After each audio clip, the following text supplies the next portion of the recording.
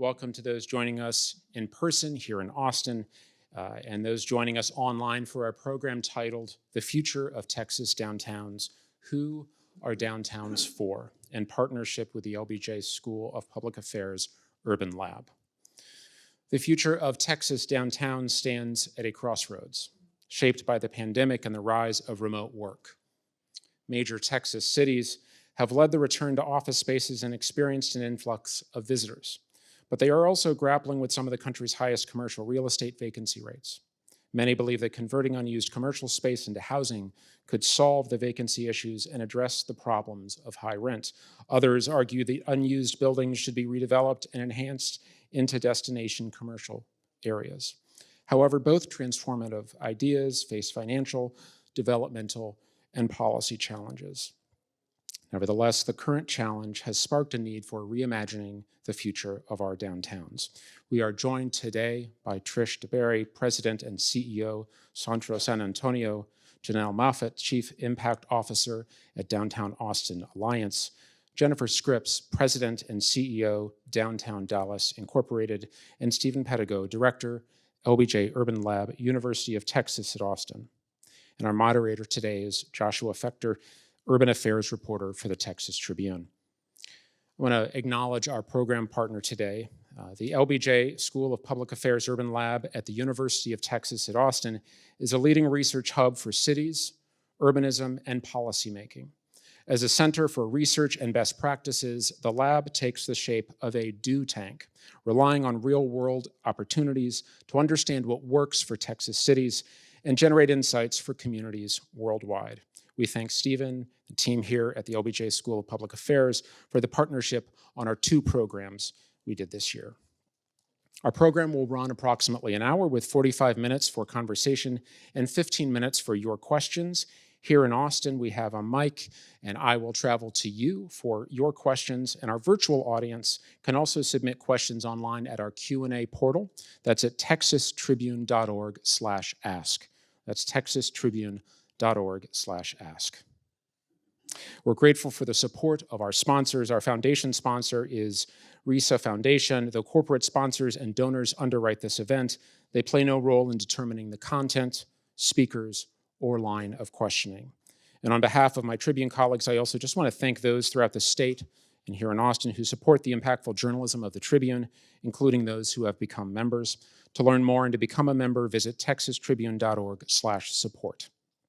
And my last plug, I promise, tickets are now on sale for Texas's breakout politics and policy event, the Texas Tribune Festival, which returns to downtown Austin from September 5th through 7th.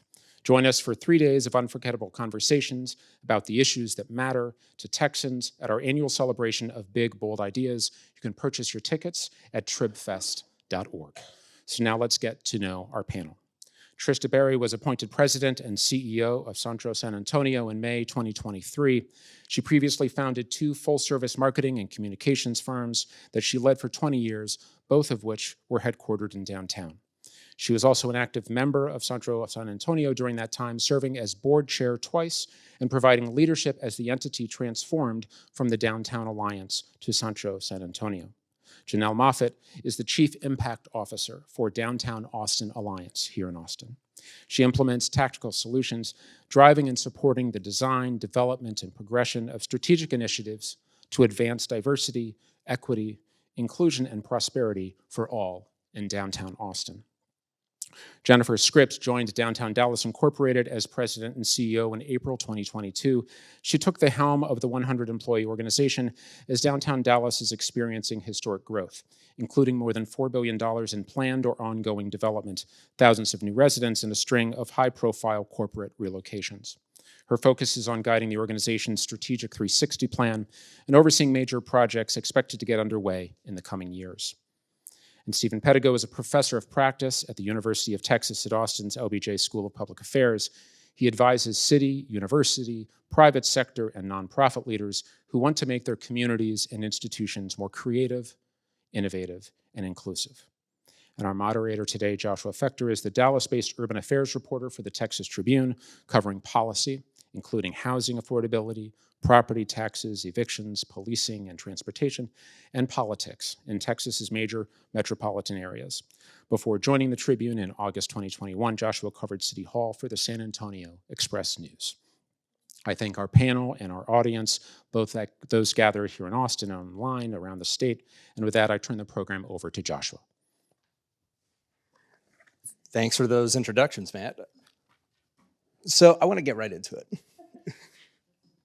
Stephen, take us back to where Texas downtowns were headed in 2019, what they did during the pandemic, and where we are now. Sure. Well, first of all, welcome to the LBJ School. It's great to have you all here. It's great to have the Texas Tribune as a partner in our event convening here at the school. One of the things that we do at the Urban Lab is try to bring together practitioners and thought leaders in the space that are doing really great work. And we're really awesome opportunity to have folks that are actually doing downtown development work here to talk to us today about the work they're doing. I'm just a guy that gets to talk about the issues. These are the folks that are actually doing a lot of the work. So let's start where downtowns were maybe prior to the pandemic. Downtowns were great, right?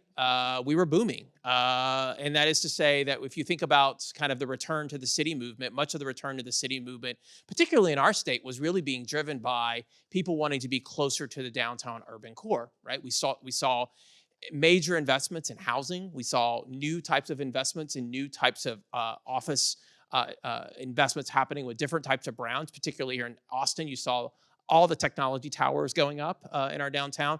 And we saw a lot of investment happening in our hotel space, right? We were starting to think about downtown centers as hospitality centers, right? Think about the places where you would stay in the urban centers. All of that doing really well. Pause for just a second. We get a pandemic where we kind of transform how we kind of live, work, and think about each other in public space. And moreover, a lot of us stop going to the office. Most of us figure out that we're going to work remotely.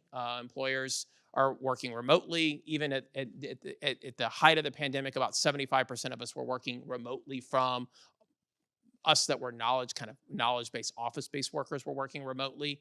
And that creates an opportunity and a big challenge where we have a lot of unused commercial space happening. Fast forward to where we are today, we're starting to slowly come out of the pandemic.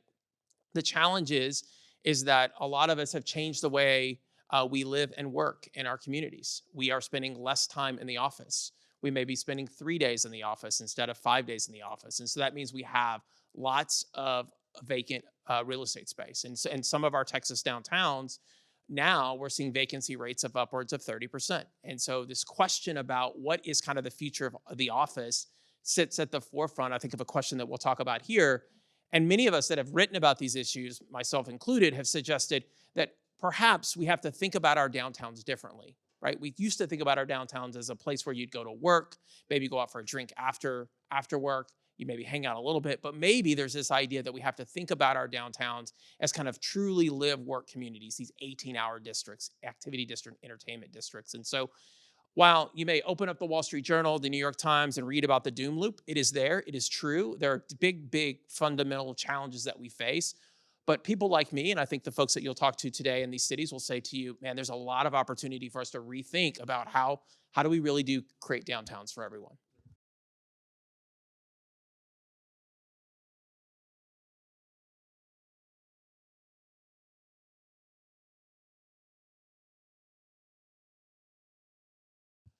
Well, I think that's a great question. You weren't going to let me off easy on that one, were you? I think the doom loop, I think there are definitely challenges with the doom loop, right? And that is partly there will be bills that will have to come paid, so to speak, right? So we know that office vacancy rates in many of our downtowns are upwards of about 25 to 30%, depending on where you are in the state of Texas. And by the way, I do want to talk about small town downtowns a little bit in the part of this conversation, but right now for the focus in the doom loop, much of it's being focused on these major metropolitan areas, right? The Texas sort of triangle downtowns, so to speak. And we face big challenges, right? We've got vacancy rates that are high. We've got, frankly, we have been a state in a commercial real estate sector that some will say that we maybe have overbuilt our market for a bit. And so And then on top of that, y'all, we've got the issue that many of our city governments depend on those property taxes to pay the bills, to keep the lights on, where we depend on sales tax and property taxes here pretty heavily. So that's creating challenges for downtowns and downtown management groups, but also commercial real estate groups, as well as city governments, to think about how they and how we collectively as residents can reimagine what our downtowns are going to be, which means conversations like this and the work that these folks are doing in their downtowns is going to be important, because new policy prescriptions are going to be necessary. The old way of doing downtown development was blown up with the pandemic. It is never going to it's never going to go back to that way. We cannot look to private developers to pay for everything that we want nice in our downtown. We're going to have to think about more innovative public-private partnerships. And that's really, I think, where we are in this situation. So, Janelle, I think the place where these trends were most visible in Texas was Austin. You had a lot of cranes on the skyline in downtown Austin, lots of glitzy new office space that was set to come online during the pandemic years, and now there are, vacancy rates in the double digits. Like, tell me a little bit about kind of the struggles to deal with that. Like, are workers going to come back to downtown Austin? Are there residential conversions that need to take place? What's sort of the vision going forward? Yeah, I think that's an interesting question. And there's always a lot of pressure to figure out what's next, right? Because we've went through something. So your downtown has went through something, and what you rely on is, well, what does the future hold? But what conversations I've had internally is, what have we learned? And so what we've learned is that, yeah, you can't just automatically build out. You have to figure out what the population needs. And so something that we've been talking about is downtown an optional place? If people are coming to work, live, play, are we making that something that's attractive? And so, yeah, when we track the development pipeline during the pandemic, Austin still rose to the top as like, hey, there's still a lot of demand. People are still betting on Austin, and there's still a lot of investment even till today. Yes, our office vacancy rates are high. We're around 20% right now. During the pandemic, or after the pandemic, or I guess in 2021, we started to do more research. And so we started to track return to office rates, we started to track foot traffic, and we also start to track the first floor inventory of spaces. And so what we found with that inventory is that 20 to 22% of those spaces were also vacant. And so there is a rippling effect when the properties or the commercial real estate industry goes through these shocks, because the employees, if they're not in downtown, it's not just a loss in a tenant. Those small businesses are not supported. And so that turnover and that change, people have made a different way of how they're handling their day-to-day operations. And so I think the question is, how do we pull together those public-private partnerships, and how do we respond to what the population needs versus trying to continue downtown in the way that we thought about it before? So leveraging the waterfront, leveraging our public spaces, leveraging our parks, coming up with unique and innovative economic development opportunities. Let's face it, Austin is continuing to transform.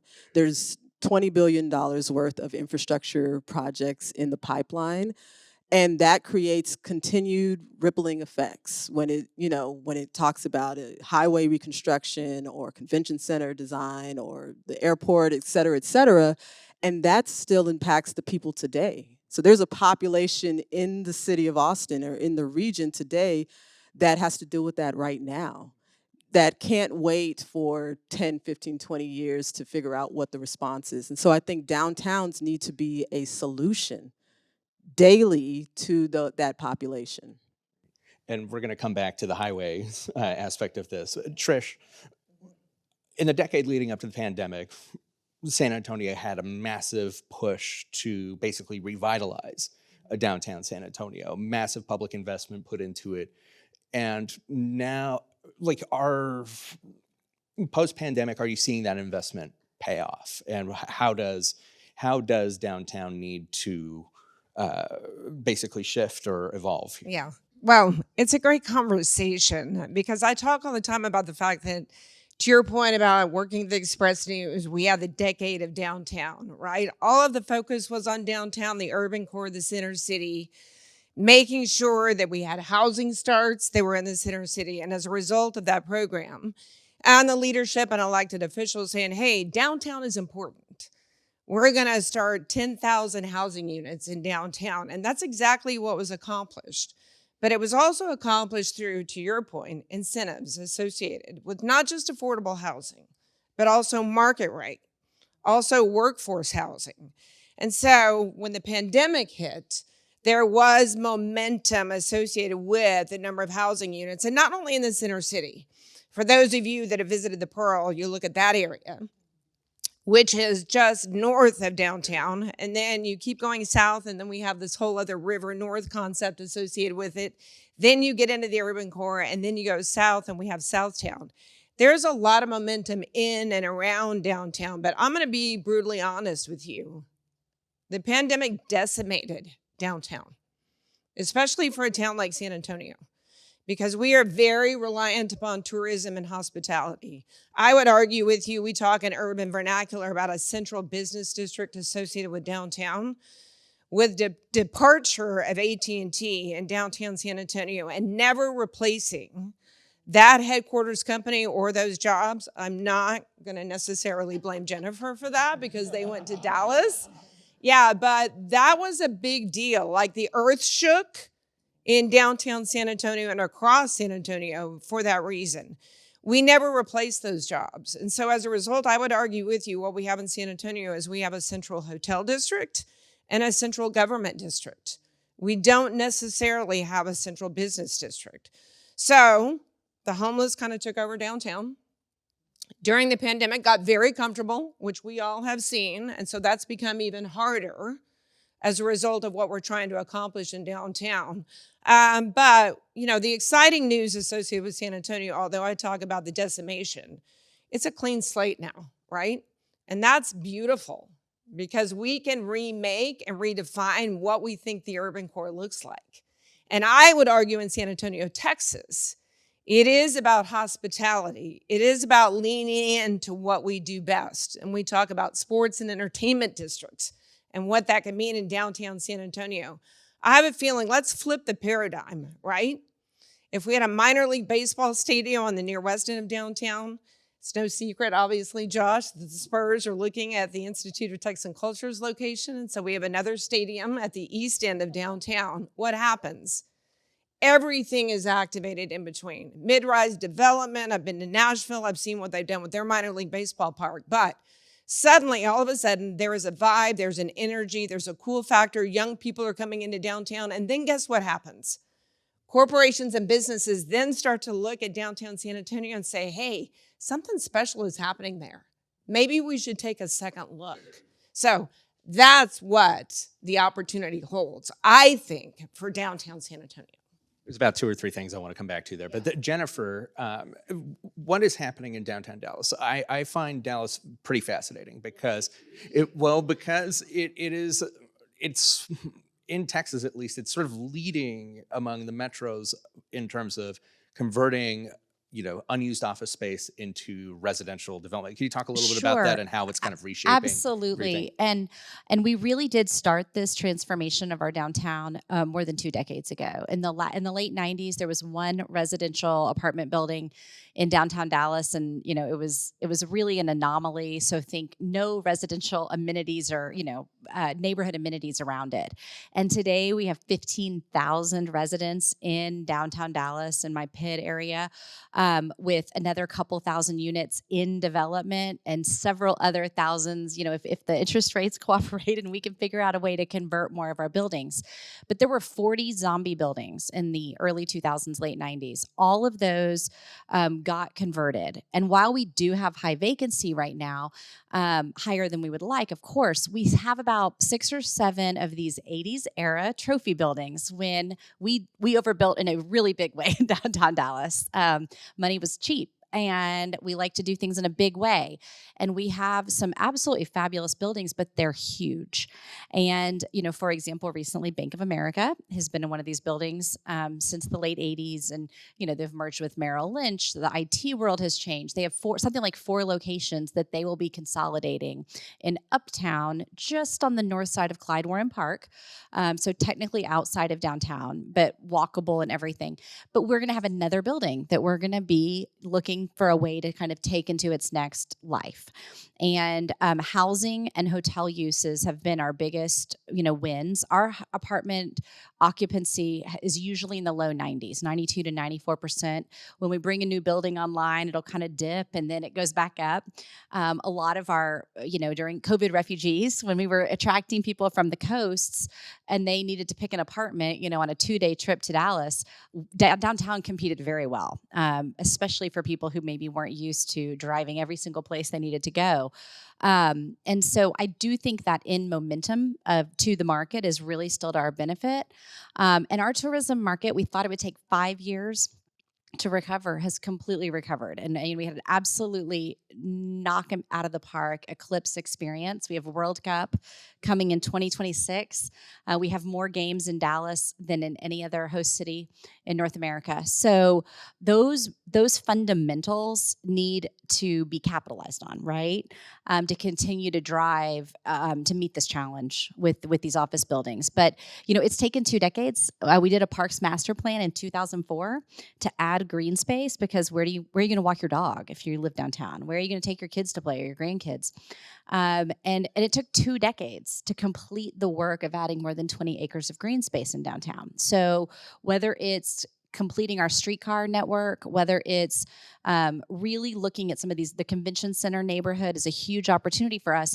It takes time and it takes concerted will, but we really have tremendous opportunity. We also still have over 80 acres of developable space in downtown, which, there's been headlines, there's so much, surface parking lots still. Yes, but we could easily still have 2 new corporate campuses come to downtown. So, while I think office has changed, and I think that, we have these legacy buildings that we need to contend with, there's still so much opportunity for new infill development, which is really important, as we don't want everyone growing farther and farther out from the urban core.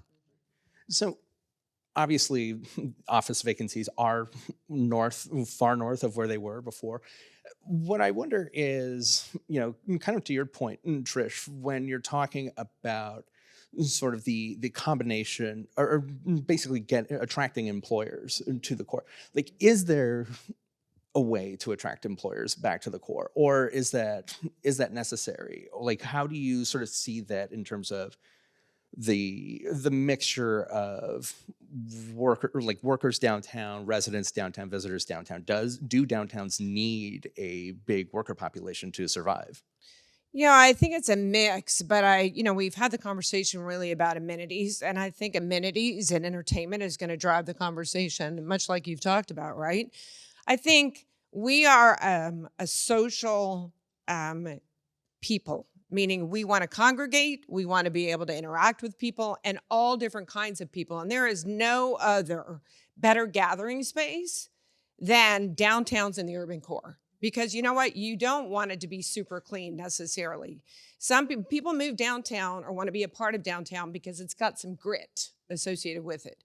We're not here to take that out of the equation. We're here to complement that and give people the kind of urban experience that they want. Because when they do, i.e., when we were able to launch something called Holidays on Houston, we had 450,000 people on Houston Street in downtown San Antonio during Christmas. Because why? Very simple.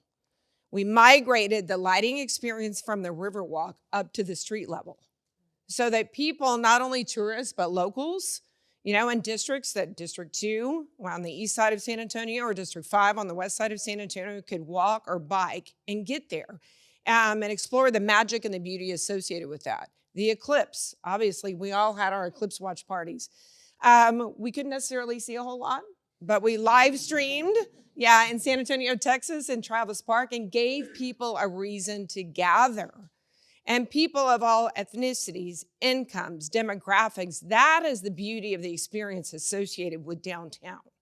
And so what we do from a housing standpoint to create density of people, and by the way, in San Antonio, UTSA has made a substantial investment in the urban core to the tune of about $600 million in their School of Data Science and their School of Entrepreneurship. Soon we will have 10,000 students, younger people that are in downtown. So you combine that with the magic associated with the catalytic project of the Alamo and what they're doing there, and a $600 million investment by just the state of Texas, not to mention private. They're converting the Alamo into apartments, right? I'm gonna Patrick let is you gonna take run there. those stabs. Yeah. You have to fight Dan Patrick for the penthouse We there. are not, no. It is hallowed ground, but it will be an experience. By the way, most people that visited the Alamo, the experience lasted 7 minutes. I think most folks were very underwhelmed by that experience. The beauty associated with the project is it will be similar to something like the World War II Museum in New Orleans and Gettysburg, which is what that sort of history demands. And so we'll have, to your point, the mix of students from UTSA, more tourists, more return visits to the Alamo, not to mention the fact that we now have an urban park, Hemisphere Park, which was the World's Fair in 1968, which has been converted and is beautiful, and they're only on phase 1. So that will bring more locals into downtown as well. But it is that healthy mix. I know we'll have a conversation likely about affordability, which this state is suffering from a housing crisis like we've never seen before. So we have to figure that out. But in downtowns, what makes it work is a mix of not just affordable, but market rate, workforce, and yes, even luxury. I do think, though, it makes a tremendous impact. We have had some wins in downtown of new office leases from people within the suburbs or even from Fort Worth, and it's really because they want to be close to talent. And if you have a clamoring from your young, highly qualified, hard to replace workers in today's tight labor market, and they say they want to live in these dynamic areas, that really does help boost the perceived quality of your office options. Employers or Absolutely. employees Yes. attract employers. I agree. I think it's Yes. the attractivity quotient. Yes, right. Yeah, I would like to summarize those two things in 2 terms. So one, activation. I think you've already talked about that. So that can look like a number of things: events, art, music, and that sort of convening of people. And the second one would be diversity. So you talked about mix of uses, mix of people, incomes. All of those things are important. Those fundamentals have not changed. So downtowns exist because there is diversity and because there is activation. And so when the pandemic happened, it sort of shifted, what does that actually look like? And if you don't have to be, forced or required to be in a place, then you have to make more of that activation occur. And so organizations like ours, we put those together, and so you talked about an event. We host a holiday stroll on Congress where we bring thousands of people down.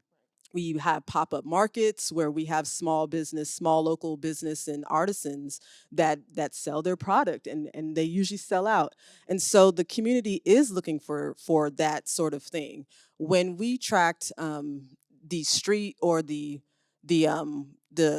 pedestrian traffic for downtown since the pandemic, it was interesting that the numbers were lower during the day. So when you think about the weekday foot traffic, they were lower, but right after 5 or 6 p.m., the foot traffic came up. So office hours were closed, but there was something there for people to come to. And so it's building that local tourism attraction. A lot of downtowns have this tourism connection. And when we looked at our data was connected to our airport. So as travel and as there was more passenger travel from our international airport, that also trended well with downtown. So once that slowed down, it also correlated with downtown. And we were like, what is happening here? And it was that lack of local connectivity to the downtown. And so the activations fills that void. Those Tuesday morning coffees, those lunch and learns, all of those things, an event like this brings people into a place together to have these conversations and to learn more about what we can do better as a community. So Matt, sorry, Josh, one thing I think that's super fundamentally important to remember is that this is a fundamental shift in the way that we're thinking about our downtowns. Like, you guys are describing it as evolutionary, and I appreciate that. But for those of us that have studied and thought about downtown development for decades, this is dramatically different, right? I mean, you've got urbanists like my mentor, Richard Florida, who would have never advocated for a Spurs arena or a downtown facility for an entertainment district. This is a fundamental shift in the way that we think about our downtowns. And so and so that requires us also, with that shift, to also really reimagine the way we're thinking about policymaking in this space, right? So policymaking, thinking that much of our downtown use being driven by that traditional 8 to 5 use. What you're hearing from the panel here, that is not even the key driver of the way we should be thinking about this. So that means that cities are going to have to invest in new things. Investments in public-private partnerships around green space, around entertainment districts and entertainment venues. Fundamentally, well, I would tell you too, investment in art. I mean, absolutely. Our mural art program in downtown is off the charts. I'm sure it's lovely. Yeah. But let me finish my point. The other point I think that I just want to add to this is the role of universities as well. Like the point that you mentioned about the University of Texas at San Antonio playing a role, what's happened in places like Fort Worth where TCU has bled into the downtown area, other places. Those are going to be transformational about the way we think about space. So that commercial space may get other mixed uses and other ideas, and some of that could be from educational purposes. And in Dallas, to your point on higher ed, we have the UNT Law School, which is really doing well, and their numbers are back up to pre-pandemic levels. But unlike Austin, I don't have to argue the value of higher ed to anyone in Austin or San Antonio, UTSA. Dallas College is poised to reinvent their flagship center campus, which will be tremendous for us. And the ability to also amenitize it, because it was built, without a proper bookstore, cafe, coffee shops, gym, things like that for faculty and students, I think is also another way to really energize that western side of our downtown. But, that's an area of opportunity for downtown Dallas, frankly. Yeah, huge. We're going to open it up to questions here in a little bit, but I want to focus a little bit on the fact that each of your cities have projects, or basically are exploring this notion of reconnecting downtowns to the neighborhoods and places that they were cut off from by highways.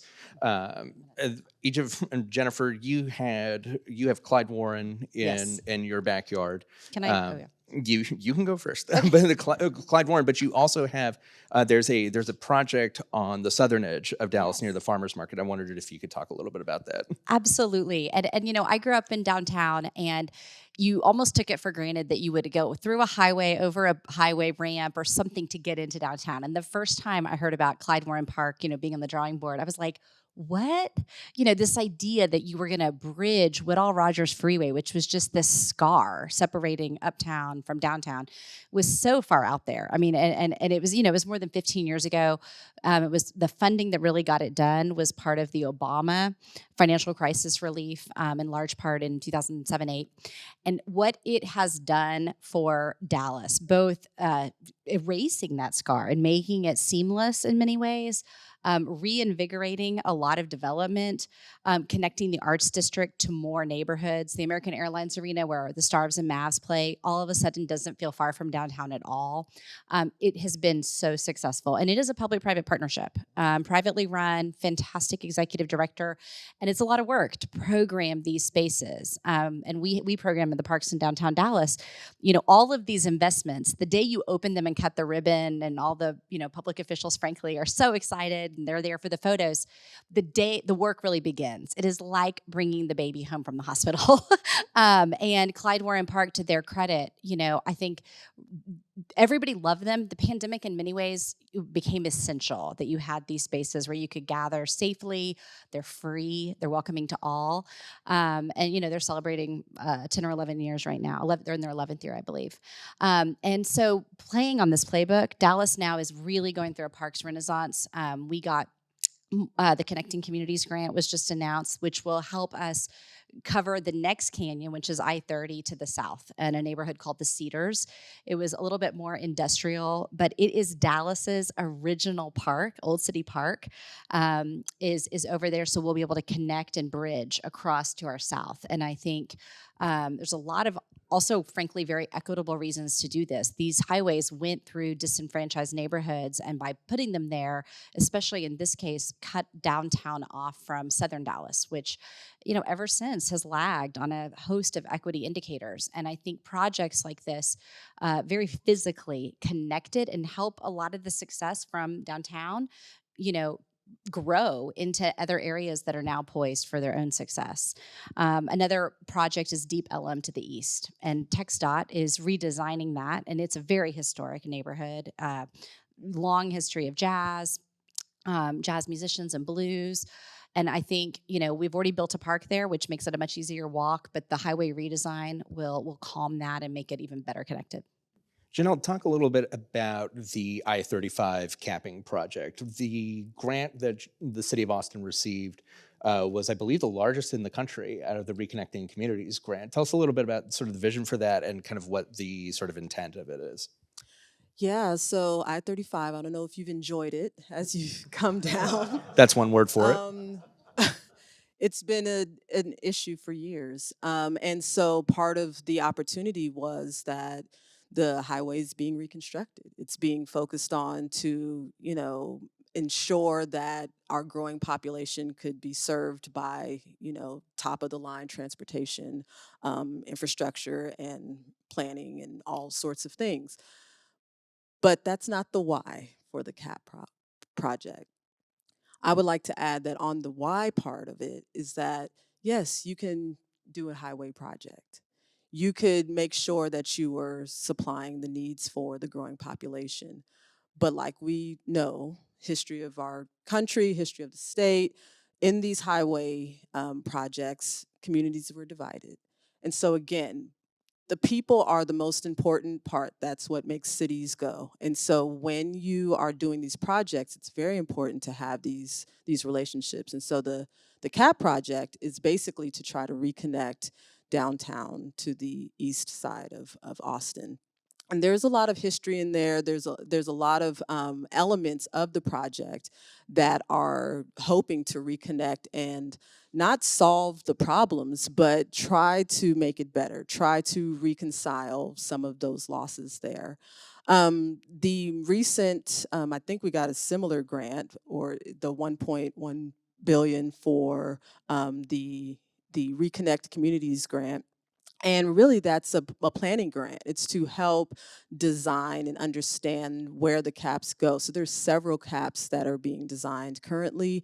And what those designs on those caps might have a different programming structure, a different activation structure. And so we are still currently trying to make those designs happen. Clyde Warren is one of those programs or projects that we've looked to. We worked with ULI to create a whole TAP to understand how best to set up this project. And so we are heavily involved in trying to make sure that, one, another infrastructure project doesn't, cause more harm. And then two, to make sure that we are bringing things together and building community connections that can reinvest in the local economy here versus, importing other things in. And so there's several great things that are happening right now. We are currently working with the city to try to get an additional grant for additional planning and design work for an additional cap. Right. How far does that go in terms of actually reconnecting the community when the highway is still there? I think you would hear that criticism from folks who oppose the expansion and all that. How would you respond to that? Yeah, I mean, so with any construction project, right, you're going to need to have a full comprehensive team. You're going to need to have public-private partnerships sort of laid out. You probably need a strong governance model. I think all of those things are in effect, but it needs to be rooted in what the community needs and what is the what is the economic development strategy that sits on top of the infrastructure? And so that is who's going to benefit from whatever decisions that we make. And so, yes, there's a current community here that probably has ideas, but we have to think long term. We have to think for the children that are growing up, what are they going to see and what are they going to need? We know that because it's a highway, there are going to be safety issues that we are having to mitigate for when it comes to the design. But because of that connection with the residents that are there, we really need to look at building the economic development structure on top of the hard infrastructure to make sure that community is supported. And so I think that's part of the opportunity here, is that we're not just building buildings in a downtown. We're not just building parks. We're not just building roads. Like, we are building cities for people. And so the people have to be at the forefront. And so, yes, there has been challenges and there has been, criticism from different aspects of the project. But as the project moves forward, all we can do as practitioners and sort of like experts in this space is to make sure that there are the right community voices at the table, and that there are reciprocity. There's benefits that go to the actual residents and businesses that are going to be ultimately displaced by this project. And I think that's the big difference in this generation. I mean, when you read about the way the interstates were laid out, or the Robert Moses era of urban planning, I think a lot of lessons were learned. My deep hope is that a lot of lessons were learned, right? And that the right voices are there. And when you talk to old, crusty people at TxDOT, they're like, we didn't do this, and in the previous eras. And I give people credit for being at those tables. And now we need to see the fruits of the conversations, because I'm really hopeful our generation gets this era of these projects right, because so much we need to repair. And Trish, San Antonio's kind of in the early stages of exploring capping parts of I-37, which is, right. If you guys aren't familiar, it runs downtown, sort of on the east side of downtown. It's near the Alamo Dome. And it just so happens that it's near where the Spurs may or may not be going. Tell me about the notion of capping 37, what the possibilities are, and especially when you have this arena district that might be popping up. Well, I mean, I think there's a huge opportunity, to your point, Jennifer, to finally get it right, because I do think that you have a certain sector of downtown, which is majority, and has felt impoverished and disconnected from the entire community as a result of not just the highway system, I would tell you, but this goes way back to the rail system. So you have railroad tracks that run right beside I-37, which have disconnected, really, District 2 from the rest of the community, and especially downtown. And then you add a highway system, obviously in the 70s, which was 281 and 37, which creates yet another barrier. So people don't think that highways are barriers to progress, but they are. We are bounded in our PID not only by 281 to the east, but by I-10 and I-35 to the west. And I would tell you that that's a barrier to the west, which, by the way, the poorest zip code in San Antonio, Texas, is 78207 in the heart of the west side of San Antonio. So we have not only a highway system there, but we also have a big jail that's right there on the near west side of downtown, which needs to move because it is a barrier to prosperity and economic development. So, Josh, to your point about what is the opportunity associated with it, it's huge, and so the dollars that we are going to parlay into investigation, community outreach, input associated with that, connectivity at the end of the day, and we're updating our downtown strategic framework plan, and that's a big focus, is really connectivity. How do we connect people, rather than separate people? So this CAP project is hugely important to the future of San Antonio, especially downtown. I mean, may not be around to see the fruits of that labor because I think this is a long-term process, but I truly believe in the potential associated with it. I think it's time to open it up for questions. Matt, I believe there's going to be a microphone passed around. So can you all hear me? So we'll have, for anyone who has questions here in the audience, raise your hand. I'll come to you. I may not be able to get to everyone, but we certainly want to get your questions. And for those who are joining us online, you can ask your questions at texastribune.org/ask. One of our questions that came in online actually connects back to a conversation we had not too long ago around childcare. A person writes, childcare is a recognized need. Employees need childcare to return to the office. Are property owners considering offering space for $1 a year to nonprofit providers caring for 0 to 2 years, thus needing less space, taking a tax write-off due to contribution to the nonprofit provider, which then leaves more income for the provider to pay their staff living wages? So anyone want to comment on approaches to childcare? That's a great question. I think the childcare industry was one of the most decimated by the pandemic for a host of reasons, and it's an industry that's really, really struggles on the cost of quality care and hiring and retaining excellent providers. Luckily, in downtown, we've actually added one private school called the Celebrate School. It's a national model, and it is because a developer who got our latest affordable mixed-use housing development done, called the Galbraith, provided space. And it was, kind of towards the back of their lowest level. It's right on the DART line. So he, I think, wisely recognized it might not have been the most rentable space, but those toddlers love to watch the trains go by. And, it was a very heavy lift through permitting, construction, just like opening any small business.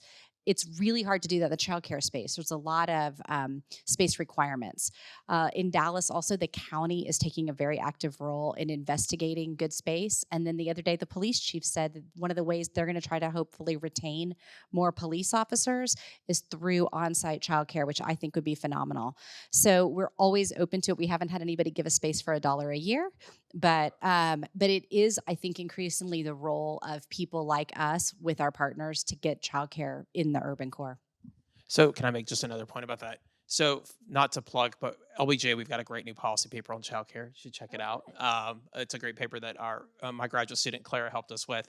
There's some really good examples of this across the country where there's some innovative practices, not necessarily here in Texas. So first and foremost, in Texas, a lot of some of our city councils, particularly here in Austin, we just had the first agreement for a 380 agreement, which is an incentive where the city council asked that the employer that was looking for the incentive provide on-site childcare. So there are some really interesting examples where we can start to tie financial incentives to childcare facilities. However, the most coolest example of this, I think, is in Boston, Massachusetts, where Mayor Wu is working with developers that are looking to redevelop and look for new density bonuses, those types of things. Rather than donate to an affordable housing fund, she's having folks and developers donate to either A, provide childcare on site in the urban core, or B, donate to an affordable childcare fund. It's a terrific best practice, and it's something that as other cities are looking to do this can look for as ways to kind of direct and kind of do some of these really innovative things. Just want to add a quick comment on that. It's critical that properties supply that space or offer that space. And I didn't want to miss that type of program or offering happened because the need was elevated and someone leaned in. And so in downtown Austin, we're launching a space activation program to do just that, to basically say, do you have underutilized spaces available? How can we, as the downtown management organization, figure out what's the best use for that space? And yeah, childcare has come up quite a bit. And so I think part of it is that when you think about the vacancy, you think about all of these things that we say, quote unquote, are bad or, less desirable.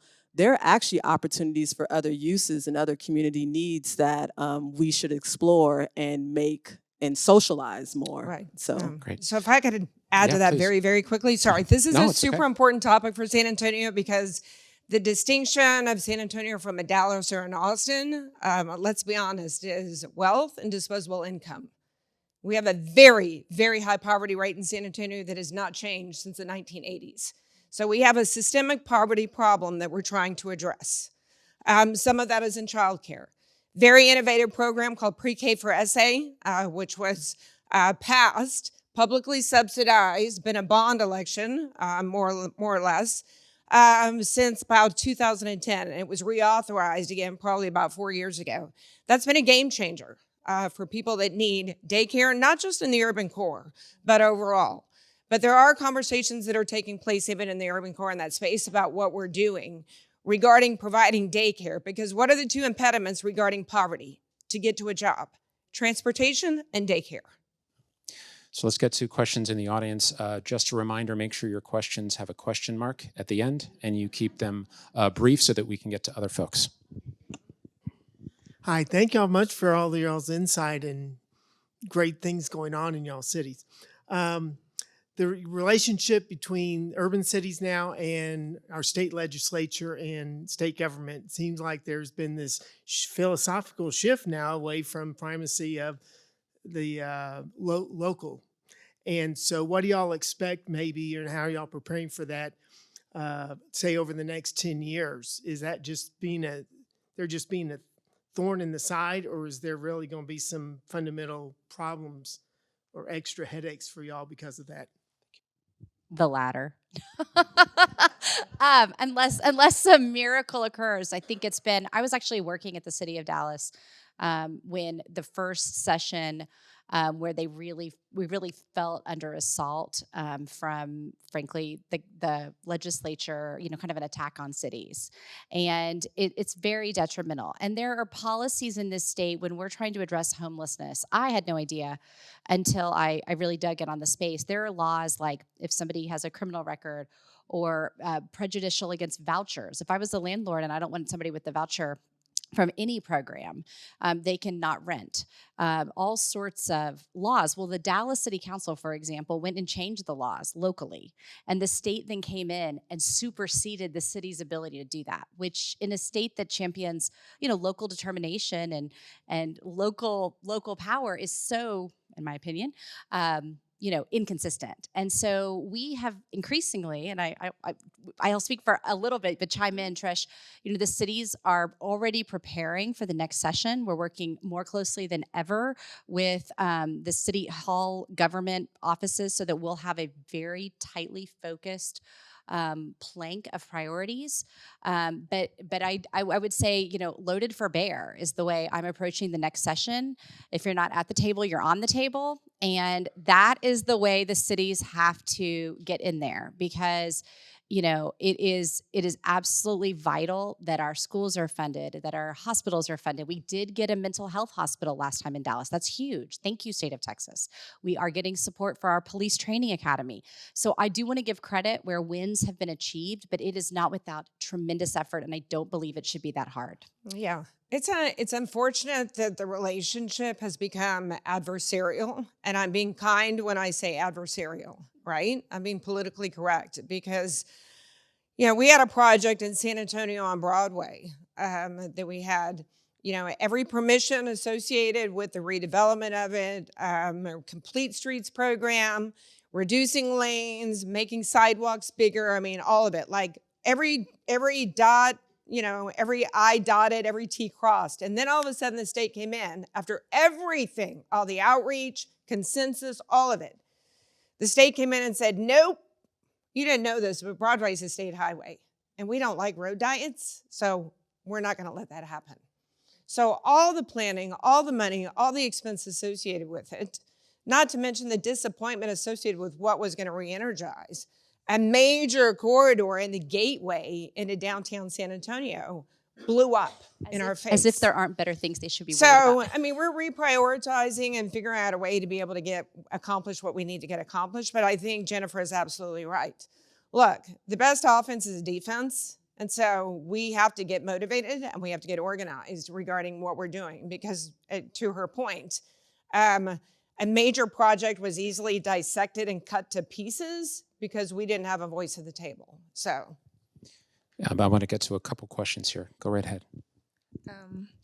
Thank you. To Trish's point about Austin having a lot of disposable income, To Janelle, I wonder, how is the DA looking to advocate for more affordable housing and more green space / green infrastructure downtown, especially for those who work in the service industry, which is basically, if not outside of tech, that's one of the biggest, if not the biggest industries here in Austin, Texas. To piggyback on that, basically, how do you make sure that cities or that downtowns are available to everyone and not just those with higher incomes? Yeah. um, so a couple things. Yeah, we are advocating.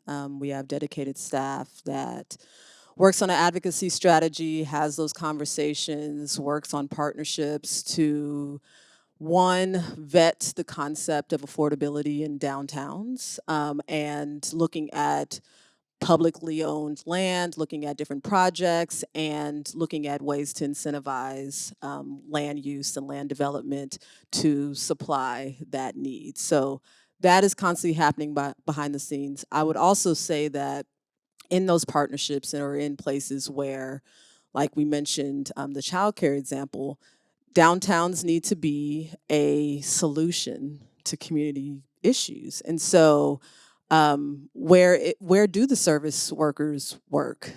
Are they having to commute, 45 minutes? Do we have the public transportation or infrastructure to support that? We can't just keep talking about it. We can't just keep researching about it. And so I would add that, where are we leading? Where are organizations leading, and how can we lead better? And so the Downtown Austin Alliance in particularly is trying to stand up unique programs where we own, where we are trying to touch on that affordability side. So the activation program that I just mentioned is one of those ways where we are trying to get more local and small business to locate downtown. Along with that, the way that we advocate or are planning activities, our participation in the I-35 project really talks about how does that work and how can we make it better with Project Connect.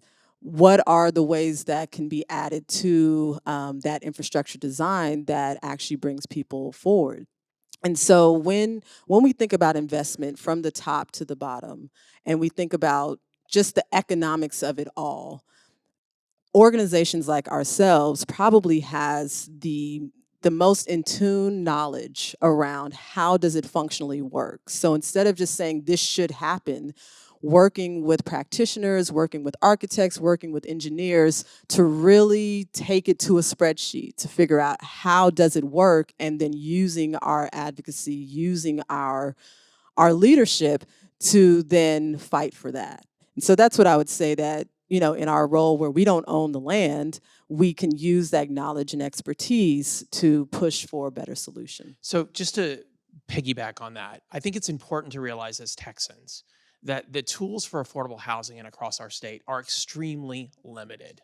They're limited, right? So we can talk all day about the amount of affordable housing that you want in our cities and in our downtown urban cores. And the reality is that is a policy challenge that is pushing a rock up a really, really steep highway. And our population is booming. Right. And so, and I'm not to say that it's not an important tool. It's absolutely important tool. It's just to realize, and if you take my urban policy class at the LBJ school, you're a student, you should. Nice plug. Next semester. What you'll realize, right, is that we have to, the mechanisms that the way we think about affordable housing in the state of Texas is that we think about incentivization. We have to incentivize the private market to get to the table, right? Unless it's public land or public good. And so that's a different if you are in a New York City or a Boston or Chicago where the state law is a little bit different. So the way we think about the public and the private, and frankly, the conversation that was brought up earlier about the way the state is working with localities is super important in this world, right? You've the possibility of getting, of rechanging the narrative around city and state relationships could be done around this affordability question, because as was mentioned earlier by Trish, we are in an affordability crisis, and this is now front and center for real public-private partnerships, but it's going to require a kind of a new thinking about how we do this. Yeah, so I was glad to see that in the interim legislative agenda, affordable housing is on the agenda. And childcare. We don't know what that looks like yet, obviously, but in San Antonio in 2022, we did pass a bond for affordable housing to the tune of $150 million. So That's been incredibly helpful. But if you look at other states, i.e. even like Florida, their state legislators are playing into the affordable space and housing in a very, very big way. So we need to inspire that here in Texas because people are not going to stop coming here anytime soon. So we're going to wrap up the formal part of this program with one question, but I know Stephen, for our in-person audience, has been willing. I know there's a number of hands around. We can continue the conversation following the formal end here, but we'll end with this question. Hi. First of all, I'm glad that question was asked. Thank you. I co-own and operate a handful of retail stores downtown here in Austin, and the affordability aspect of it is super important. So I'm glad that was addressed. Secondly, though, a major component of operating downtown stores is that it's like entirely tourism dependent in our experience. And if we're looking at shifting the focus of bringing in more of a local dynamic to it, which I agree is a great path to go. A major hurdle, especially for Austinites, is the safety and more so the perceived safety of coming downtown. How do we address both issues of like the reality of like it can actually be unsafe, more so than in some of the suburbs, but also like the fear mongering of downtown across the country. Oh goodness, how much time do we have? 2 minutes. I mean, we could devote a whole other podcast to what we're dealing with safety and security and the perception associated with it. Listen, by and large, at the end of the day, this country has not done a good job of addressing mental health in this country. It's been backburnered, and so as a result, urban cities are having to deal with it, not just here in Texas, but across the country. So, yeah, I mean, we have to deal with the issue with empathy and compassion and the beauty associated with San Antonio. I feel like I've gotten a PhD in the unsheltered and where we're going with it in a very short 8 months. But in San Antonio, we do have a combination of permanent supportive housing known as Haven for Hope, which many communities do not have. The problem with Haven for Hope is you have homeless who do not want to abide by the rules and regulations associated with how you get in there. So we've had to also look at low barrier shelters associated with that. We've also had to look at Town Twin Village, and you guys have that here, the Tiny Home Project, and what happens with folks that have disabilities. And in San Antonio too, the other tool that we have implemented is we have people that are elderly and dying on the street and need nursing care, skilled nursing care. There's not a program in place in San Antonio until 6 months ago that addressed that. We now have a program in place through a grant of $500,000 that will pull that demographic off of the street into skilled nursing, get their IDs recovered, get their Medicaid restored, make sure that we're reimbursing those skilled nursing facilities, and then deploy that money back out onto the street. But I think it has to deal with messaging. I think it also has to deal with education, because I think by and large, most people, and listen, I say this all the time, I deal with and have lived and worked in downtown for 20 years, so I'm used to it.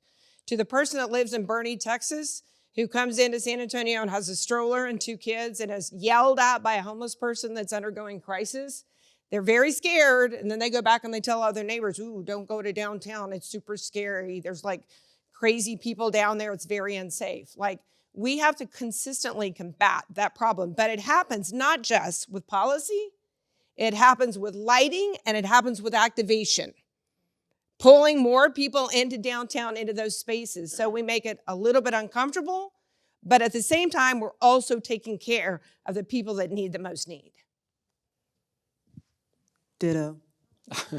Josh, you want to Agreed. close this out? Yeah. Hey, Matt, can I just make one thing before we close? So one of the things we've talked a lot about here is downtowns in major cities. So we've talked about Austin and Dallas and San Antonio.